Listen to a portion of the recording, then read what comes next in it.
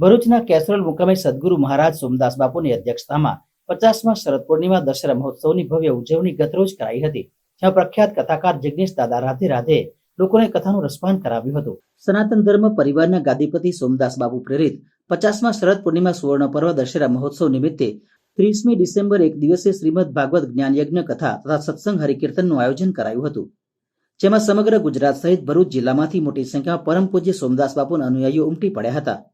જેમાં બપોરના 4 વાગે ધનજીભાઈ પરમારના નિવાસસ્થાન નવેટાથી સોમદાસ બાપુની ભવ્ય શોભાયાત્રા નીકળી હતી, જેમાં ઝાંઝરખાના ગાદીપતિ ડોક્ટર શંભુનાથ ટુંડિયા સહિતના સંતો ઉપસ્થિત રહ્યા હતા, જેમાં મહાપ્રસાદી આરતી સહિતના કાર્યક્રમ યોજાયા હતા।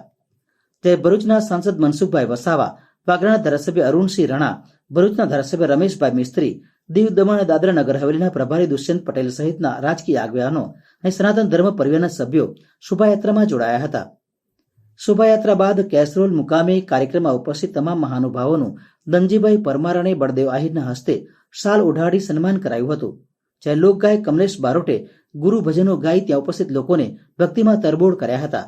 આજે જે કંઈ કંટ્રોલ મહેનત કરીને સામિયાણા ડીપાવ્યો છે, સામિયાણો જે ડીપી રહ્યો છે, એ બધા ભાઈઓ બહેનોની કસરત છે, ભાઈઓ બહેનોની મહેનત છે, ભાઈઓ બહેનોની મહેનતથી જ આ બધું ડીપી રહ્યું છે। તો અમારા પરમ મિત્ર એવા જિગ્નેશ દાદાને પણ કહું છું કે આજે એક દિવસ માટે પ્રોગ્રામ રાખ્યો છે, પણ ભવિષ્યમાં અમે 7 દિવસ માટે પણ પ્રોગ્રામ અમે રાખીશું। તો એવા અમને પણ આશીર્વાદ આપીને જજો કે અમારી મનોકામના પૂર્ણ થાય। અમે તો ગુરુ મહારાજને પ્રાર્થના કરીએ છીએ કે આવા પ્રોગ્રામો થાય ને થતા રહે, થશે જ, એમાં કોઈ મિનમેટ નથી।